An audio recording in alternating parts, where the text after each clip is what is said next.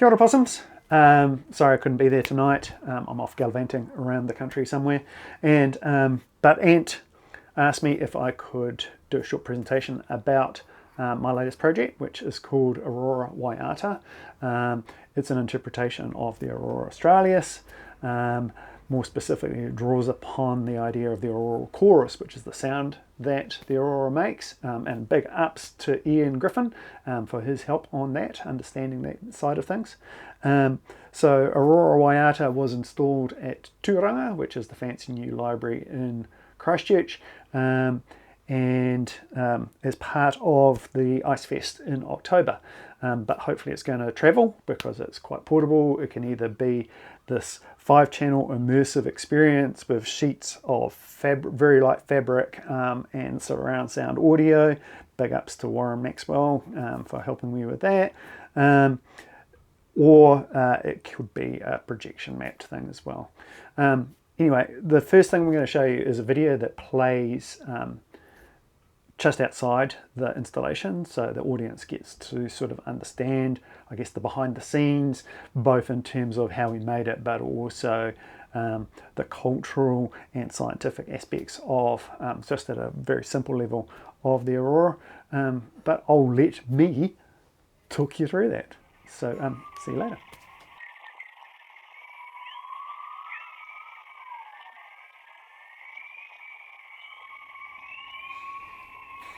How can you possibly compete with this? I mean, nature. It would be pointless of me to try and recreate the magic that is seeing the aurora, filling the night sky in Antarctica. It's something that has fascinated humankind for millennia. And cultures around the globe have imagined all sorts of explanations for the lights. They're often seen as being supernatural or ancestors or omens. An example of that is like the Māori name, Te Huanui Aorangi, which refers to the great fires that light the night sky from ancestors that have sailed far, far to the south. Now, I know and I completely accept that science tells us that the aurora is the result of the interaction of the solar wind and the Earth's magnetic field.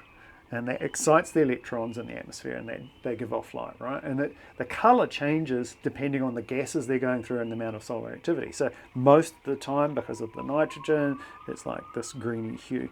But then there's also reds and pinks and purples, and they tend to happen at the higher atmosphere.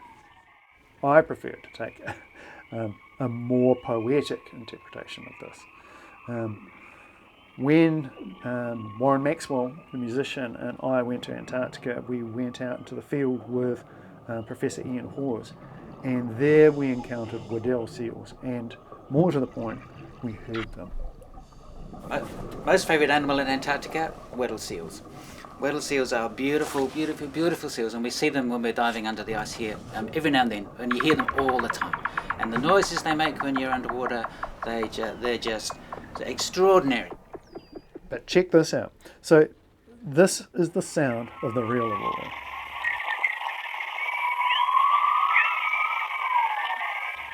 It's ultra low frequency, and this was recorded in the 90s in Canada. But people have claimed to have heard it. And hearing that compared to the seals, I mean, look at it. It even looks like the aurora when you put it in a spectral frequency analysis. And if we compare that to the seals, I mean, that got us thinking. And I kind of have this idea that what if the seals could hear the aurora and that they were almost talking to it, singing to it, responding to it, and it sung back. And that's, I guess, the central premise of what we've sort of built here.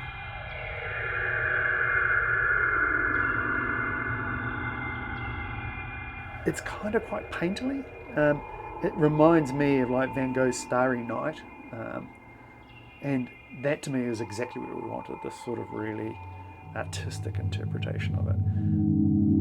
For any of you geeks out there that are interested, we used Adobe Audition and After Effects and Touch Designer and Fusion in various combinations, and generated the visuals based on the sounds of the seals and the Aurora. And then we project that on like these sheets of ultra lightweight, beautiful fabric that I hope people will move in and out of, that they'll play with their own shadow, that they'll become totally immersed in it, or they'll lie back and just let it wash over them.